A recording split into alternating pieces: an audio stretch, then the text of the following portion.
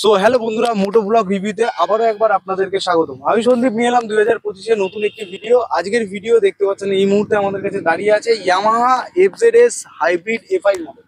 তো এই মডেলের ওনারশিপ রিভিউ নিয়ে আজকে আপনাদের কাছে ভিডিওর মাধ্যমে শেয়ার করব। আমাদের কাছে এই মুহূর্তে এই গাড়ির ওনার দাঁড়িয়ে রয়েছে সায়ন বিশ্বাস দাদা। এই গাড়িটা দাদা 2 থেকে 3 মাস হয়েছে গাড়িটা নিয়েছে। এবার তার পার্সোনাল বক্তব্য দেখুন, ফিচার স্পেসিফিকেশন তো সঙ্গে সঙ্গে থাকবেই, তার সাথে সাথে একটা ওনারশিপ রিভিউ ইম্পর্টেন্ট একটা গাড়ি জাজমেন্ট করার জন্য। তো আজকে সেটারই ভিডিও আপনাদের সঙ্গে শেয়ার করতে চলেছি। যদি কেউ নেবেন মনে করেন, এই ভিডিওটি তাদের জন্য খুবই গুরুত্বপূর্ণ হতে চলেছে। পুরো ভিডিওটি দেখবেন স্কিপ না করে, তাহলে আপনাদের কাছে একটা ক্লিয়ার আইডি থাকবে যে এই গাড়িটার পারফরমেন্স কেমন এবং নিলে পরে আপনাদের জন্য কতটা উপকার হবে। তো আজকে সায়নদার কাছ থেকে আমার এই গাড়িটার অ্যাডভান্টেজ ডিসঅ্যাডভান্টেজ সমস্তটাই আজকে জেনে নেব। তো প্রথমত সায়নদা, তুমি এই গাড়িটা কতদিন হলো নিয়েছো এবং কত নিয়েছিল তোমার কাছে প্রাইস?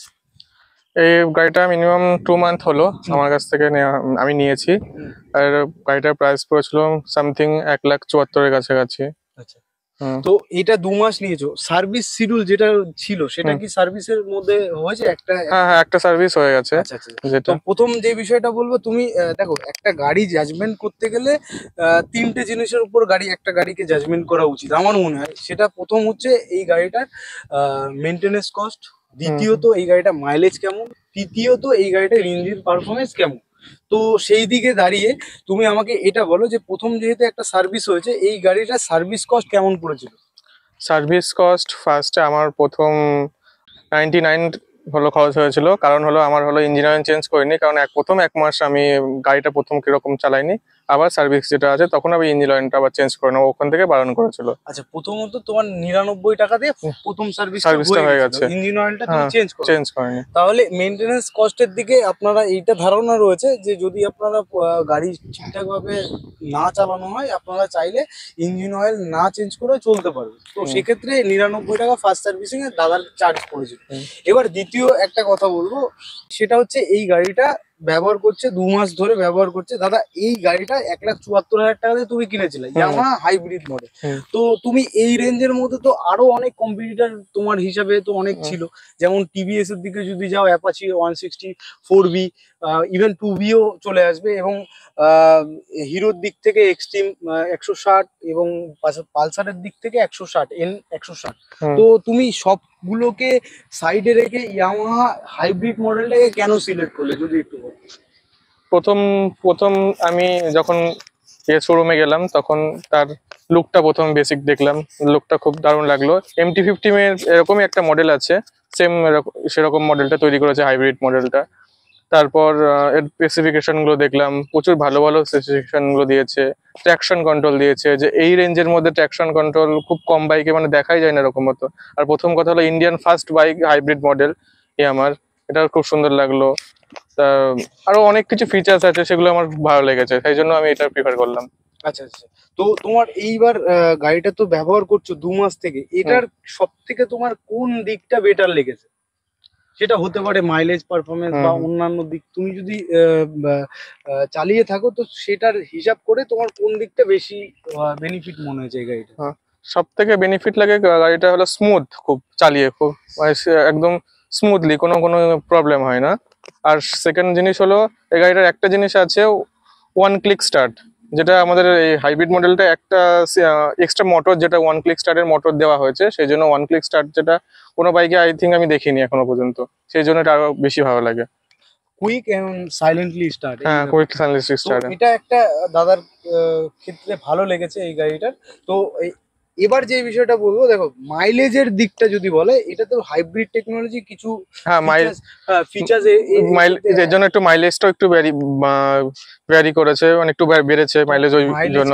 চেক করা হয়েছে যে এই গাড়িটা? হ্যাঁ, মাইলেজ মিনিমাম চেক করা হয়েছে। কত কি মাইলেজ? আমার কাছে মিনিমাম 50-55 চলে যাচ্ছে মাইলেজ, এভারেজ চলে যাচ্ছে। তো 50 থেকে 55-র মধ্যে আপনারা মাইলেজ পারফরমেন্স এই গাড়িটা দেখতে পাবেন। যদিও বা বাইক মাইলেজ দেয় না, নিজেকে সেইভাবে চালাতে হয়, সেইভাবে ভালো করে চালাতে বলে 55 চলে যাবে। কোম্পানি ক্লেম করে 60 আপ। এবার সার্ভিসের সাথে সাথে যদি মাইলেজটাকে ইমপ্রুভ করা যায়, সেটা আগামীতে দেখতে হবে। এটাতে SMG মোটর রয়েছে, স্মার্ট মোটর জেনারেটর, এবং auto start and stop system এই গাড়িতে ব্যবহার করছে।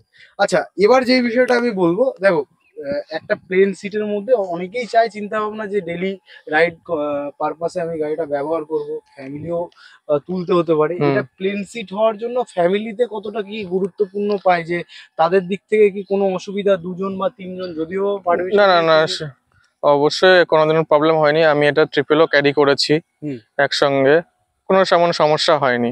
আচ্ছা খুবই স্মুথলি ভাবে গিয়েছে একদম। আচ্ছা, এটা এবার যে বিষয়টা আমি বলতে চাইছি, যে ধরো এই গাড়িটার টপ স্পিড কত কি তোলা হয়েছে এখনো পর্যন্ত? টপ স্পিডটা একটুখানি আমার ডাউনফলটা লেগেছে এই গাড়িটা, তাছাড়া কোনো কিছু আমার সমস্যা হয়নি। টপ স্পিড হয়েছে এই হ্যাঁ হ্যাঁ, টপ স্পিড হয়ে গেছে মিনিমাম 107-এর উপরে যাচ্ছে না। 107। হ্যাঁ ফ্যামিলি পারপাসের বাইক আপনারা 107 পর্যন্ত এই গাড়িটা ব্যবহার মানে স্পিড তুলতে পারবেন। এবার যে বিষয়টা আমি বলতে চাইছি সেটা হচ্ছে এই গাড়ির গিয়ার সংক্রান্ত। অনেক সময় হয় না যে আমি একটা 4th গিয়ারে আছি, আমি 3rd গিয়ার বা 2nd গিয়ারে গাড়িটা নিয়ে আসলাম, সেই সময় গাড়ির স্পিডটা তো কমে গেল, তো কমে যাওয়ার পরে গাড়ি থেকে কোনো ঠ্যাক ঠ্যাক একটা আওয়াজ বা সাউন্ড ফেড হওয়ার? না না, সেরকম কোনো প্রবলেম হয়নি এখনো পর্যন্ত। ব্রেকটা একটুখানি হালকা কম মনে হলো, মানে এর আগে যে ভার্সন 4-এর থেকে বা ভার্সন 3 যেগুলো আছে ওখান থেকে হালকা সামান্য একটু ডিফারেন্স মনে হলো, একটু কম মনে হলো পেছনের ব্রেকটা। আচ্ছা, ব্রেকের দিক থেকে পেছনের ব্রেকটা একটুখানি কম মনে হলো। আচ্ছা, বাট আরেকটা সামনের ব্রেকটা এবিএসটা খুবই ভালো। হ্যাঁ, গিয়ার শিফটিং আমি বলতে চাইছি, ধরো 1 ডাউন 4 আপ গিয়ার শিফটিং, ধরো তুমি কোনো গাড়িটা রানিং করছো, গিয়ার তো চেঞ্জ করতে হবে, গিয়ার শিফটিং এ কোনো রকম অনেক সময় হয় না যে বাধা হয়, দেন পরবর্তীতে আবার না না না, একদম স্মুথ, একদম smoothly gear shifting. Fifth gear পর্যন্ত আছে, 5টা গিয়ার আছে। আচ্ছা, এটাতে সিঙ্গেল সাসপেনশন, পিছনে রিয়ার আছে, মোনোক্রস টাইপ। তো পিছনে যে বসে মানে পিলিয়ান বসার সুবিধার্থে কোনো রকম তাদের কাছ থেকে কোনো রকম ঝাঁকুনি বা আনসিকিউর ভাবে সেফ জার্নির যে ব্যাপারগুলো ছিল, তো সেই দিক থেকে কিন্তু কোনো কমপ্লেন কি পাওয়া গেছে যে এটাতে ঝাঁকুনি বেশি ফিল হচ্ছে সাসপেনশনের জন্য? না, এমনি চালানোর সময় কোনো ঝাঁকুনি বা প্লিয়ন কোনো কিছু প্রবলেম হয় না, কিন্তু যখন বাইকটা স্টার্ট করছি তখন হয়তো সামান্য হালকা একটুখানি প্লিয়ন আগিয়ে আসে, একটুখানি ঝাঁকুনি হালকা, জাস্ট স্টার্টের সময় একটুখানি, তাছাড়া কোনো সমস্যা হয় না। তাছাড়া কোনো সমস্যা না। এমনি তুমি সব দিক থেকে ইঞ্জিন বলো, পাওয়ার বলো, একদম কমফোর্টেবল ভাবে করছো, তাই তো?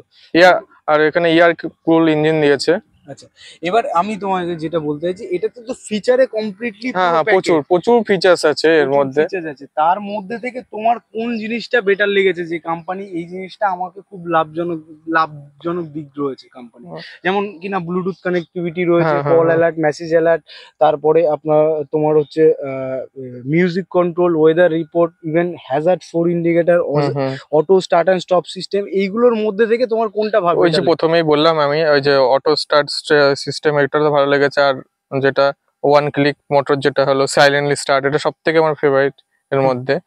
আর সেকেন্ড আছে ব্লুটুথ কানেক্টিভিটি, আর সেকেন্ড হলো হ্যাজার্ডটাও খুব সুন্দর। আর একটা নতুন জিনিস যেটা এই বাইকে লক্ষ্য করেছে, আপনারা হয়তো জানবেন না, সেই এর মধ্যে যে এই বাইকের কিন্তু আপনি কোনো ইন্ডিকেটর দেখতে পাচ্ছেন না সামনে, একদম ট্যাঙ্কে ইন্ডিকেটর একদম। এটা খুব একটা ইউনিক একটা জিনিস। অনেকেই আমাকে জিজ্ঞাসা করে তোদের ইন্ডিকেটর নেই কেন, তখন ওরা একটুখানি বেশি অবাক হয়ে যায় ইন্ডিকেটরটা দেখে, ওরা বেশি সারপ্রাইজ হয়ে যায়। স্টাইলিশটা খুব ভালো। আর এটা ভাববেন না আপনারা যে এটা ইন্ডিকেটরটা ট্যাঙ্কে বলে তার পাওয়ারটা কম, যথেষ্ট পাওয়ার আছে, যথেষ্ট অন্যান্য গাড়ির থেকে, খুবই স্টাইলিশ বা এরকম কিছু, খুবই ভালো। আচ্ছা, আরেকটা বিষয় আমি আমার প্রশ্ন থেকে যাবে সেখানে দাঁড়িয়ে, দেখো ব্যালেন্সিং এর ব্যাপারটা তো পুরো 100% আশা করা যায় যে ব্যালেন্সিং এর রাস্তায় চলার পথে। আরেকটা যে বড় প্রশ্ন থাকবে সেটা হচ্ছে গাড়ি দিনে রাতে সব রকম ভাবেই চালানো হতো, তো রাতে চালানোর উদ্দেশ্যে যেটা মেন চোখে পড়া সেটা হচ্ছে লাইটের পারফরমেন্স। তো এই গাড়ির লাইটের পারফরমেন্স সংক্রান্ত কোনো কি প্রবলেম বোধ হয়েছে, যে লাইটের পাওয়ার বা কম বা বেশি বা এরকম কোনো ফিল হয়েছে? প্রথমে স্ক্রিনে যে রাতে তাহলে একটা নাইট মোড টাইপের আছে, প্রথমে সেই মোডটা সব থেকে ভালো, রাতের বেলা খুব মানে গ্লসি, বলে ভালো দেখা যায় ডিসপ্লেতে একদম পুরো। আর সেকেন্ড আসি লাইটে একটা হলো আপার ডিপার আছে। আপার ডিপার সামান্য একটু লাইটটা কম লেগেছে আমার, আমার গাড়িগুলোকে এমনি কম লাগে আমার, তাছাড়া এমনি কোনো সমস্যা নেই। তাছাড়া মানে লাইটের পাওয়ারটা একটু বেটার হলে একটু ভালো হতো, ব্লেড বেটার হলে। তো এবার যে বিষয়টা আমি তোমাকে বলতে চাইছি, যে ধরো তুমি একটা বাইক ইয়ামাহা এফজেডএস হাইব্রিড মডেলটা নিয়েছো, এবার তোমার যে ভালো লাগার দিকগুলো সেই দিকগুলো হিসাব করে যদি কেউ এই গাড়িটা নিতে চায় তাদের ক্ষেত্রে কতটা কি উপকারী হতে পারে এই গাড়িটা নিলে, হুম। তুমি যদি একটুখানি শেয়ার করো সেটা, তাদের ক্ষেত্রে কি এই গাড়িটা নেওয়া? দেখুন, আপনারা যদি এই গাড়িটা নিতে চান অবশ্যই গাড়িটা যথেষ্ট ভালো। মাইলেজের দিক থেকে এভারেজ বললাম, ওই যে 50 থেকে 55 কে এভারেজ দিচ্ছে মাইলেজ। আর তোমার হলো পিলিয়নও কোনো সমস্যা নেই, আপনারা নিতে পারবেন। একজন নেওয়ার মানে আমাদের ইয়েতে ওয়েস্ট বেঙ্গলে আছে, এমনি যে কোনো জায়গায়, কিন্তু দুজন অনেকেই নেয় যেটা সেকেন্ডে। আর হলো কন্ট্রোল খুবই ভালো, কন্ট্রোলটা প্রথমত নিজের ওপর, তার উপর বাইকেও কিছু ভ্যারি করে। হুম। অবশ্যই বাইক কন্ট্রোলটা খুব ভালো। আর সেকেন্ড কথা, স্মুথলি একদম আর একদম লাস্ট যেটা সব থেকে, যে এর মধ্যে প্রচুর ফিচার্স আছে, যেগুলো আপনি যদি ফিচারিস্টিক বাইক চান অবশ্যই এটা আপনার জন্য সব থেকে ভালো বাইক হবে আমার মতে। হ্যাঁ, সেই দিক থেকে দাঁড়িয়ে একটু কস্টলি হতে পারে। হ্যাঁ সেই দিকে, হ্যাঁ এই সামান্য একটু কস্ট দিতে পারেন। এর ফিচার্স ছাড়াও এর যে নর্মাল মডেলটা আছে সেটাও নিতে পারেন আপনি। আর জাস্ট ওটার এই ফিচার্স গুলো পাবেন না, যে ব্লুটুথ কানেক্টিভিটি বা হ্যাজার্ড সিস্টেম, বাকি সেম একই রকম। ইঞ্জিনের পারফরমেন্স সবকিছু একই রকম। স্পেয়ার পার্টস বা মেইনটেনেন্স কস্ট, যদিও বা এই গাড়িটা এখনো পর্যন্ত লেগ গার্ড লাগানো হয়নি, হুম। এক্সেসরিজ পার্টের মধ্যেও কিন্তু লেগ গার্ড রয়েছে। হ্যাঁ হ্যাঁ হ্যাঁ হ্যাঁ, তো অবশ্যই দাদাকে এটা সাজেস্ট করব যে নিজের সেফটি নিজের কাছে, অবশ্যই অবশ্যই আগামীতে চিন্তা ভাবনা করে এই লেগ গার্ডটা যাতে যত তাড়াতাড়ি লাগানো লাগানো সম্ভব এটা লাগিয়ে নেওয়া যাতে হয়। তো আশা করি সমস্ত ছোটখাটো ডিটেলস আপনাদেরকে শেয়ার করতে পেরেছি। যদি কোথাও বাকি থেকে থাকে অবশ্যই কমেন্ট করে জানাবেন, আমি সমস্ত কমেন্টের রিপ্লাই দেবো। আর ততক্ষণের জন্য গাড়ি খুব সাবধানে চালাবেন, দেখা হচ্ছে এরকমই পরবর্তী ভিডিওতে। টাটা।